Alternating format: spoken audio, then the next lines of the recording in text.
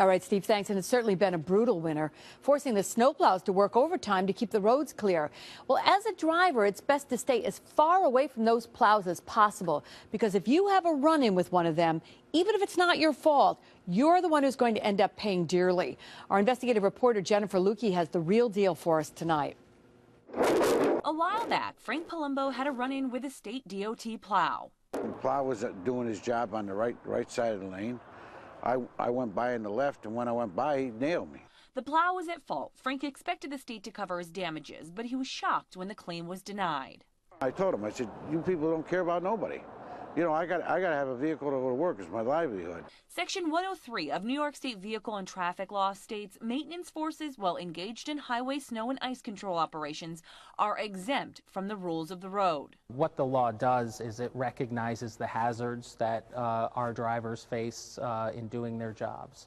And it also protects taxpayers from having to pay damages when our operators are out there doing the best job that they possibly can. Frank thinks it's a free pass. It's a nightmare. That's what it is. It's anybody who gets in an accident with the state is going crazy. It has to go crazy. You can't get any results. We wanted to find out just how often the state gets off the hook for paying damages.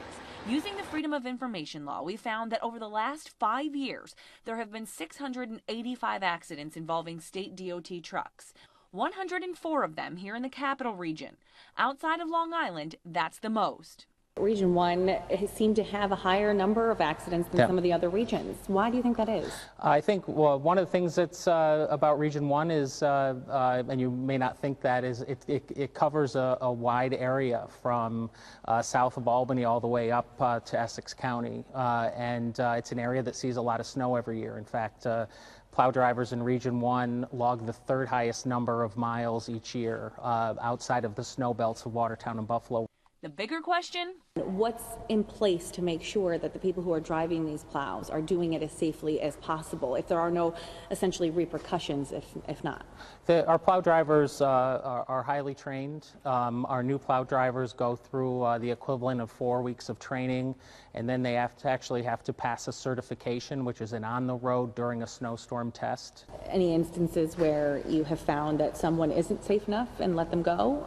I mean, do you look for patterns if there are accidents? Yes. Are there patterns being kept to say, hey, this driver's been in 3 accidents, maybe we should check? Yeah, well, we've had drivers, I'm aware of drivers certainly that were in training that were replaced because they couldn't meet the criteria. They couldn't demonstrate safe operation of the plow equipment. So yes, it does happen.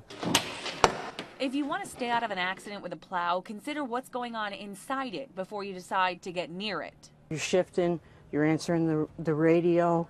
They're calling us from the shop to tell us that they got a report of an icy spot or something. Best for your safety and your wallet to just steer clear. That's The Real Deal. I'm Jennifer Lukey.